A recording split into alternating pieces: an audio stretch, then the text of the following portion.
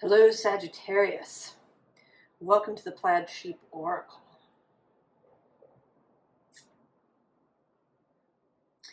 I think this is going to be an interesting reading. I see parts of it and other parts are obscure, but I think they will become clear as we get there.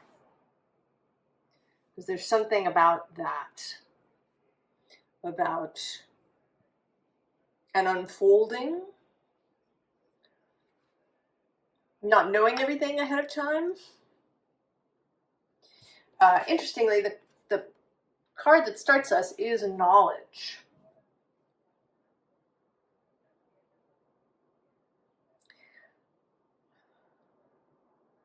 It may be that your relationship with knowledge is going to change.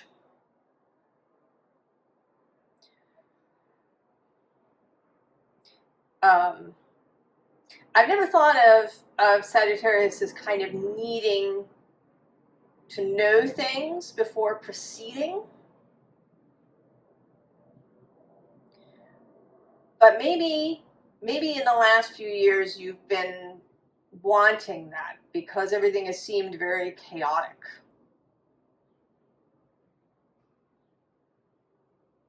Or maybe you have a Sagittarius sun and then a bunch of placements in Virgo or Aquarius or somewhere else.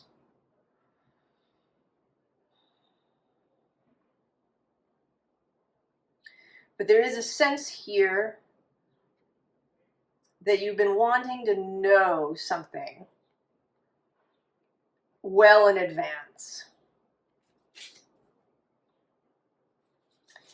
And we have this breakthrough, and this is not so much often I see this as a mental breakthrough and understanding, but this, what this feels like is that you know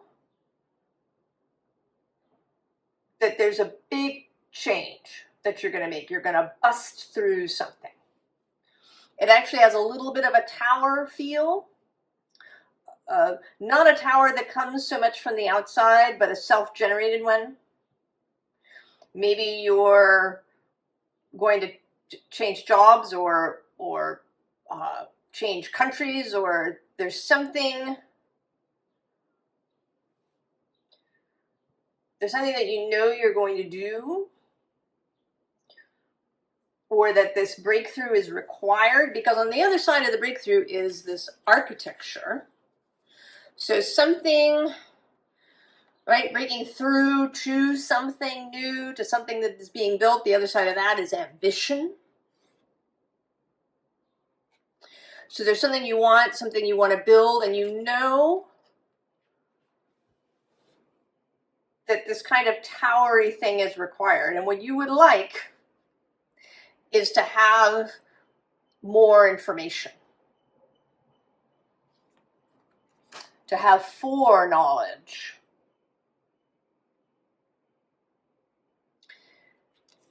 But the underside here, with this mental clarity, it's actually talking about the idea that you don't need knowledge like in the form of information, of data.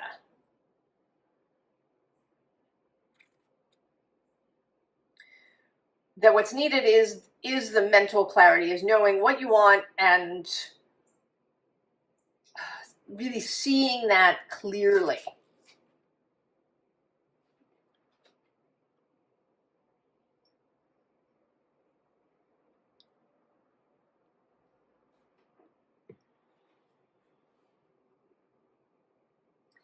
And it seems like maybe you are having a breakthrough in your communication with non-physical. We have this 9 of fire. It's actually one of your cards. The 8, 9, 10 of wands are Sagittarius cards traditionally. And I always see this card as this young woman discovering a skill that she didn't know she had. She's been, and it's an esoteric skill that she's been moving through her daily life, doing, you know, the normal things that we do. And then she's discovered magic in some way that she didn't know that she had, you know, psychic access in some way, an ability to create in a way that she didn't know. There's some discovery, and she is delighted. The underside, though, is this 9 of Earth. So there is a kind of feeling of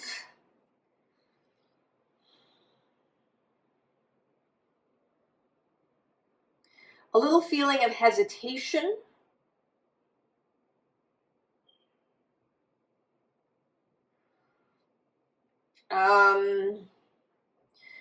You know, maybe not knowing whether it's real or feeling like, I don't know, it's too out there, or that she doesn't have capacity, or there's something hesitant about this 9 of Earth. And actually also below the 9 of Fire is this Love card.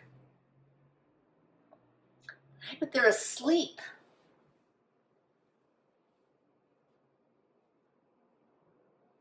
So there's some skill, some esoteric occult skill that has been sleeping. But right below the Love card is Fortune's Wheel. And in fact, this Page of Water, who's coming through not as an innocent, but actually the reverse. There was this show years ago, I guess early aughts, late 90s, early aughts, I don't remember, called Joan of Arcadia. And Joan is chosen by God. God appears in various people, assigning Joan tasks. And one of the bodies that God appears in is this little girl. And it's one of the best versions of God, I think. It really sticks in my mind. This vision of this vast, omnipotent, omniscient source power appearing in this child. And there's something sort of extra about that. I don't know, the juxtaposition of it, I don't know. Anyway, this Page of Water is coming through that way. That the forces of the universe, of the cosmos, right, they are turning the wheel. And the result of that is that this power of yours, this gift, this skill, ability, is going to be seen.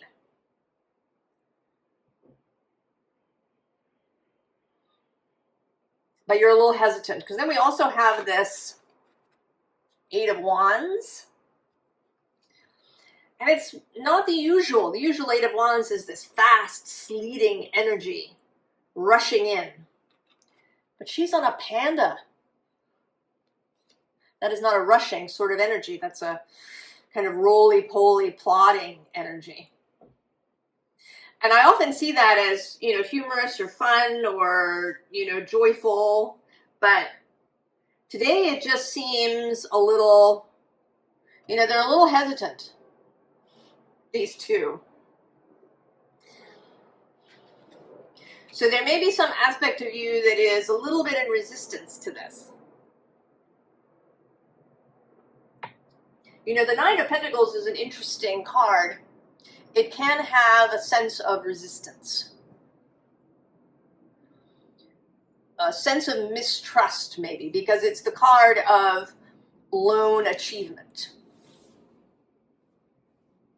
As much as that is possible. right? We are interdependent and connected, but you can achieve, you know, sort of lone independence, have your own financial means and these things, and, you know, maybe have your own business with no employees. You can, you know, be pretty independent in that way. And there can be a resistance in that. There can be a digging your heels in a little bit, mistrust of others' energy. And again, it's not something that I would normally associate with Sagittarius, but it is possible to be really sort of, you know, gregarious and extroverted and enjoy people, but not to really trust them, or not to trust them enough to really allow them into your life in a significant way. To not put yourself in someone else's hands in any way.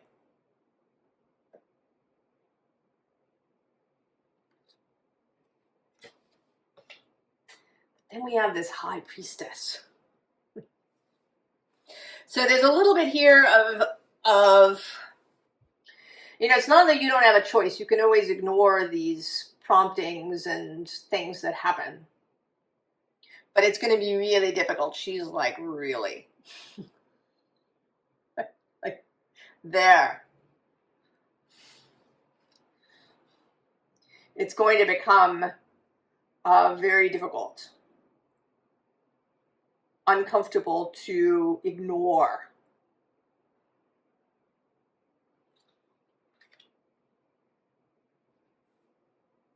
And it may be partly that what she is suggesting, not so much the gift itself, but what it might be telling you. Because we have this Five of Water, an energy of disappointment. All right, the hand on the forehead. I'm alone in the world. Kind of feeling.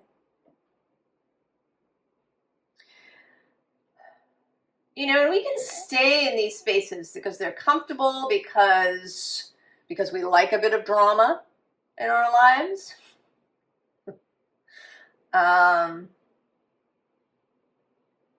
Right? There's ways. I'm actually noticing just now that there's another card visible from a different deck, this Calcium card. It also has this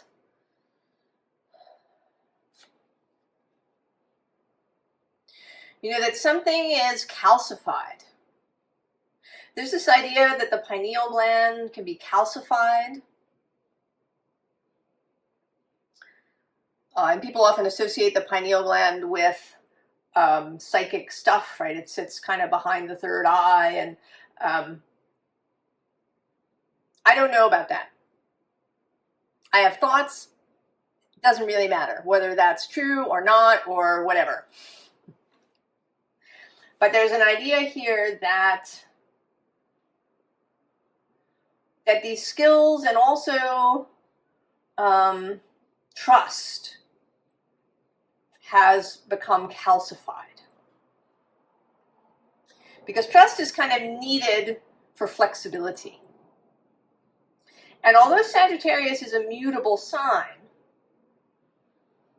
there can be, you know, a zeroing in on something very narrow. You know, wearing blinders, really, you know, not even seeing, like you're like when your eyes really focus tightly on something and everything else vanishes.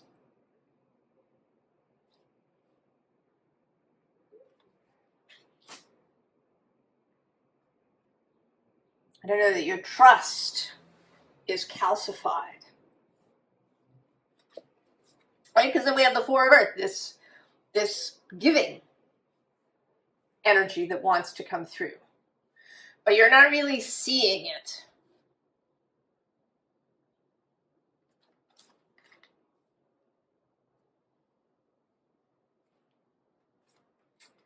And so we have taming the wind.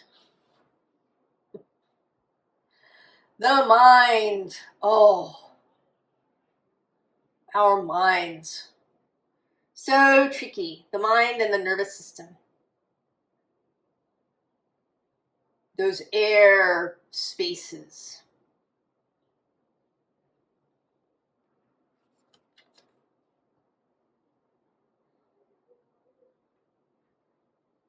And being able to come into clarity.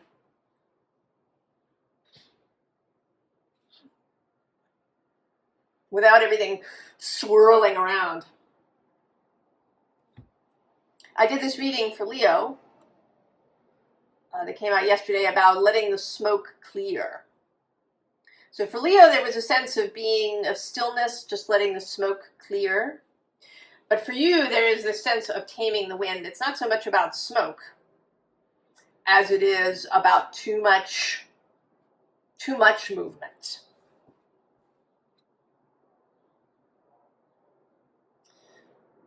Then we have the Witness below that, and actually this Council card. So being able to see things from this Witness perspective, also see things from the heart perspective, find coherence with heart and mind.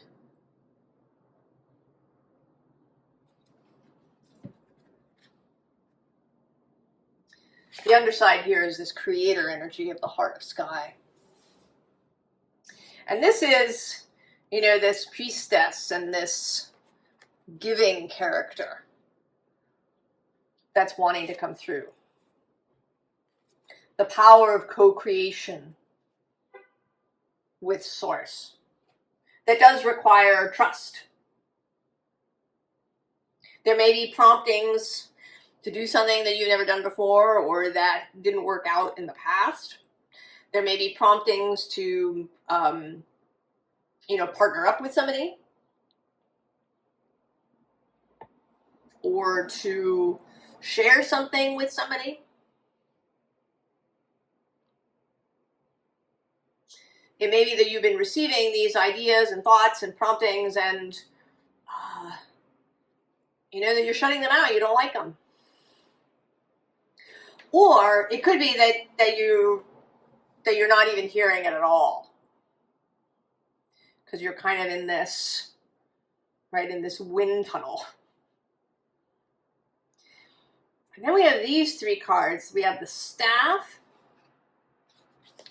the Medicine Wheel, and the Drum. And to me, all of these are about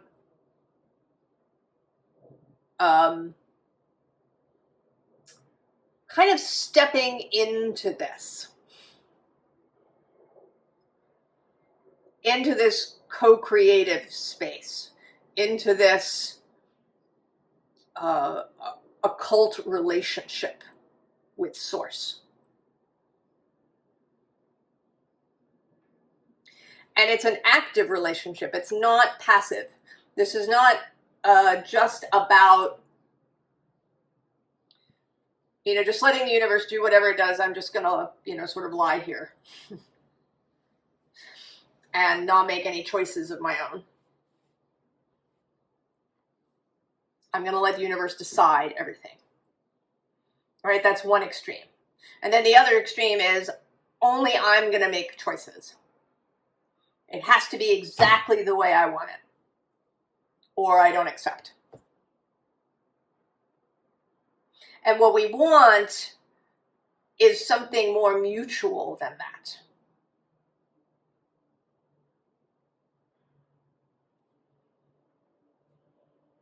Right, but the Staff is really the authority, taking it, holding the staff, knowing what it is what you want. And then the Drum is a kind of summoning energy,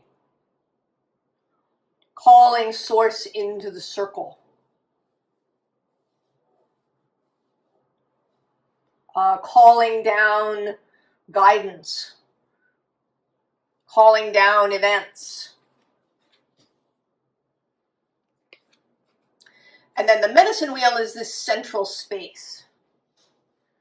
The medicine wheel is the circle that you stand in.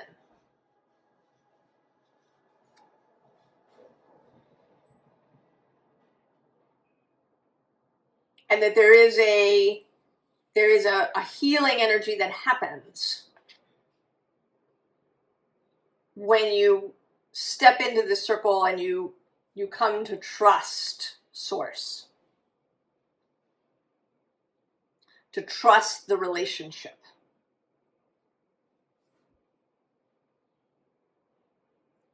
So that you can follow the guidance. I'm noticing now actually that these are mirrored cards, 51 and 15.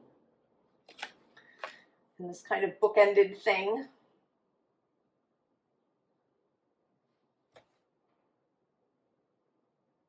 There's something here that is held.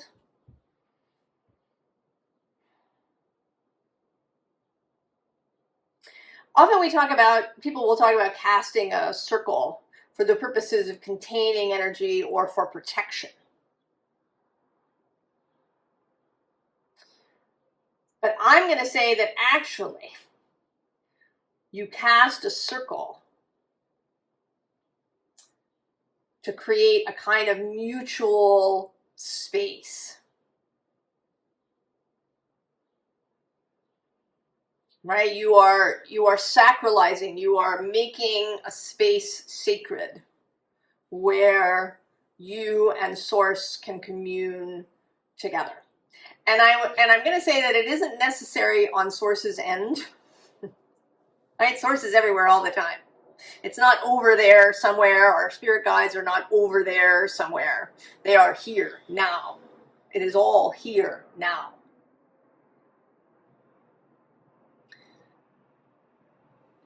What the circle does is it helps your mind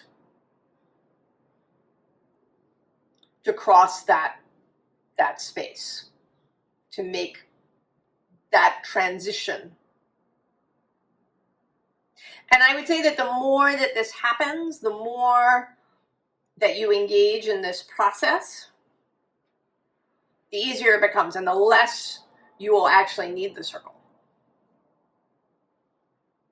That conversation will start to happen everywhere, on the bus or, when you're at work or just, taking a walk or whatever it is. The guidance will be there, the opening, right? The connection will become constant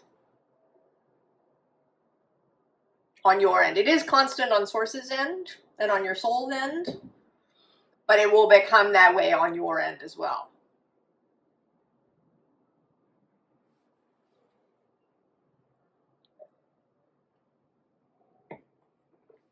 So maybe there's some way, it might not be a literal, casting of a circle the way people do. It could be that there's some particular place that you go. Maybe it's a piece of jewelry that you wear,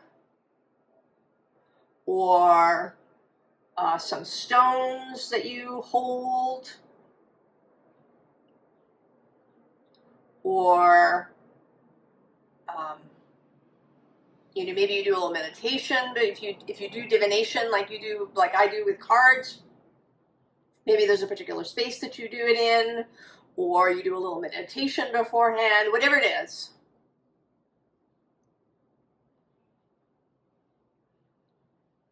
And then initially you really make an effort to create the space and to have this communion and conversation. So we have the Hierophant, and then right below it is this Two of Fungi. And then actually at the bottom of the deck is the 8. And all of this, to me, is about bringing the sacred into the daily world. That the more you bring Source into things, the easier it will become. And the greater this skill.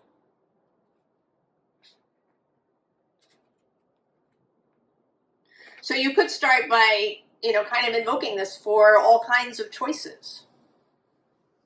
You know, even simple things. You know, maybe you're going to go to a restaurant. Which one should I go to?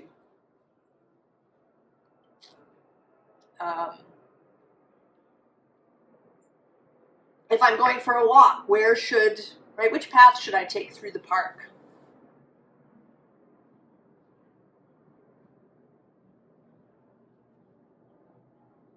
Right, opening this link more and more.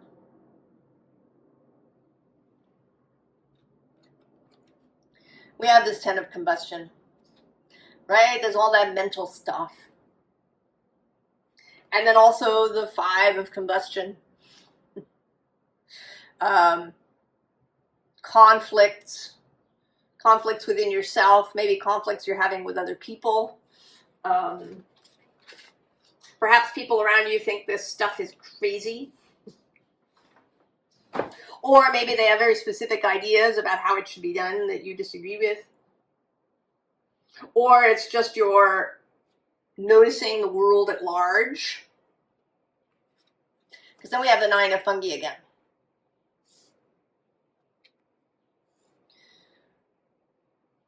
It's a little, right, it's almost a side eye that she's got going there. It's a little,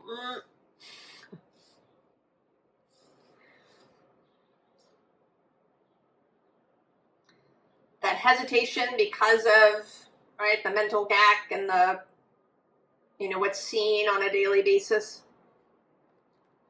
But then we have the Queen of Pentacles.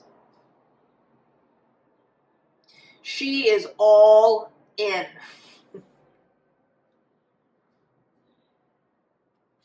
She is all in.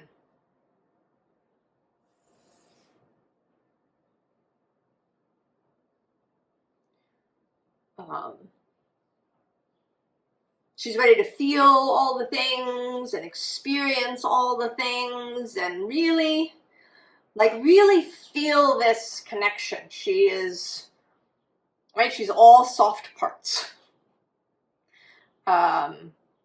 She's exposed. She's vulnerable. But she knows that that's the only way to be in connection. And that the advantages far outweigh the risks.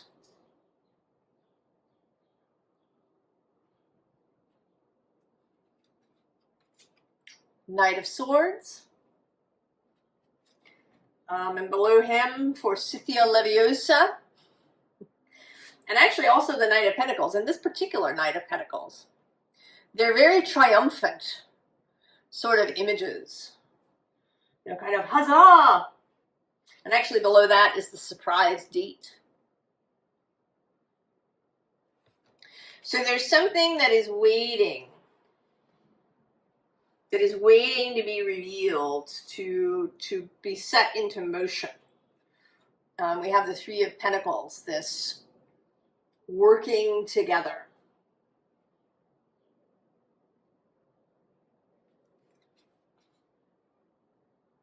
This conversation, right? Something waiting to be revealed. This is Gaia here. Something. So you have to get up off your bed of nails, Sagittarius.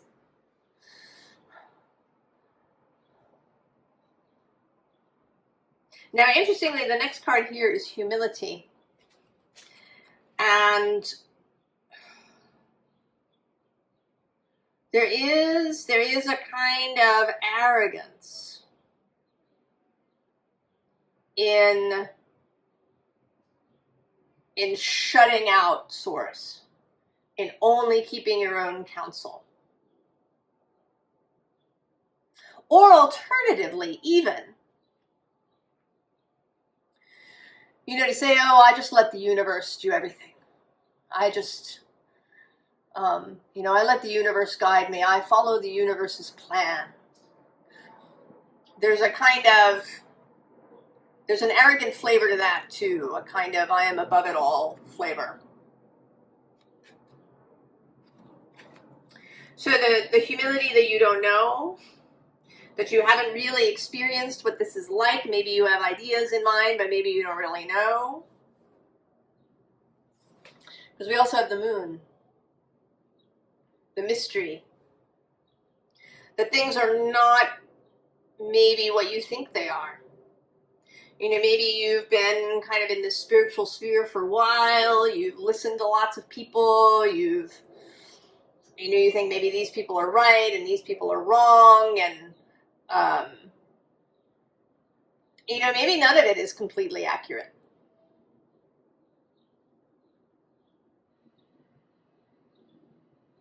Maybe there are things we simply cannot know, that we don't know, that we cannot fathom. We want to, we're humans, we want to, right? We want to package it, we want to put borders around it, we want to know, right? It's a law, it's a, you know, it's the law of attraction, it's this, it's always this way, you know, or there's these dimensions, or there's angelic versus this versus that, right? We like to categorize and label. Makes us feel like we've got a grip on something, right? It's like knowledge, information, data. Right? If we have enough information, then we can make an informed choice. We can know what's going on. We can feel in control. But ultimately, it's a mystery. I think it's beyond us. I think we cannot.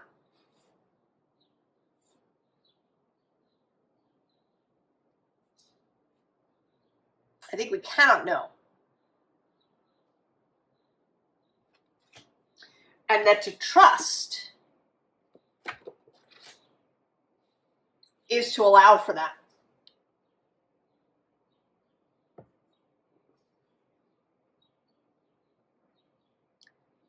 Formal advice. There you are. It's the Temperance card. Right? This mixing. The mixing of your personal choices, desires, ideas, and those of Source and your soul and your fellowship and whatever you want to call it. I mean, even those things are right, like categories. Non-physical. I mean, even here we have the Empress, right, with this kind of combination of earth and air. And I'm seeing now there's the King of Swords, right? Perhaps this desire to know, to fix a thing, right? To pin the butterfly to the board. But below that is the Five of Wands again. And this time, this particular card is especially my quantum space card. That underlying chaos that we cannot really fathom while in physical form.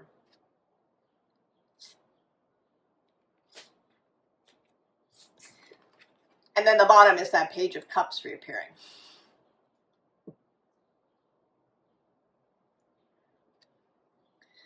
The Page of Cups who wants to speak to you. However is most comfortable for you to do. Maybe it is scrying in a stone or a bowl of water. Maybe it's bibliomancy, looking in books. Maybe it's shamanic journeys, however it is.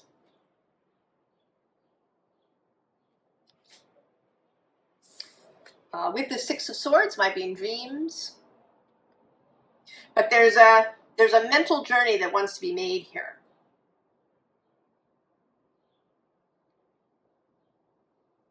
Right? A mental journey towards this star space.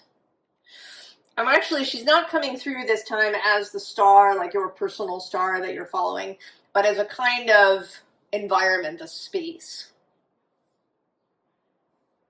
a state of being, a state of mind, a state of heart,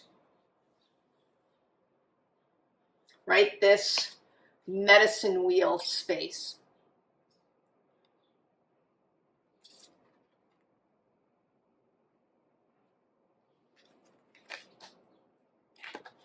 And then we get a hanged man, right? The seeing the thing from the alternative perspective.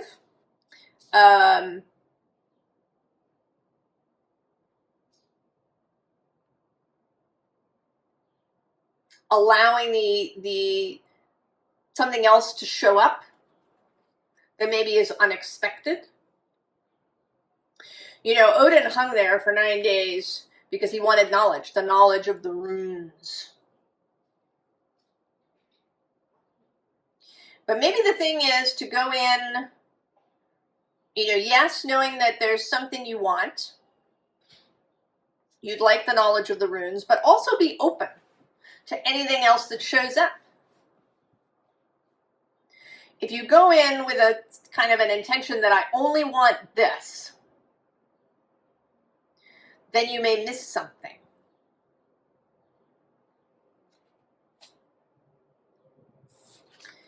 And the Six of Pentacles.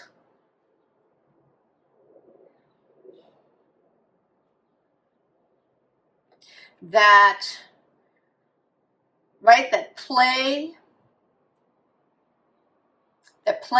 generates. Play is generative. I think something that has been a theme throughout my readings, I was reminded that I've been on the YouTube for 3 years now. I had my 3rd anniversary. And something that has been showing up through the whole time is this sense that the universe wants to play. That the universe's source's preferred method, if we want to say that, for creation, for interaction, is play. Play and joy and reveling and basking and savoring and imagining, but play.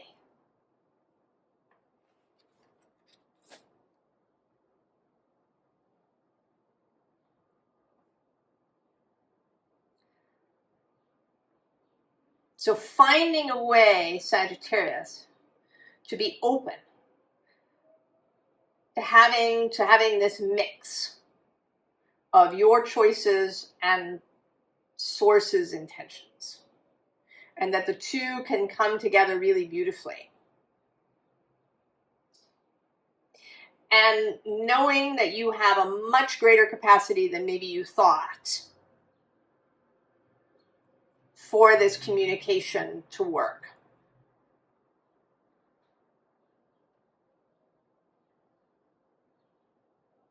That you can have a real conversation, that you're not only on the receiving end of promptings,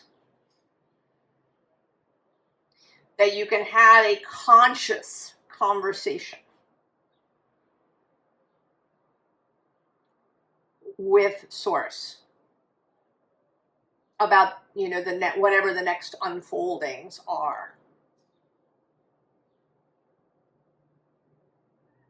That you're not a passive person, nor are you a micromanager.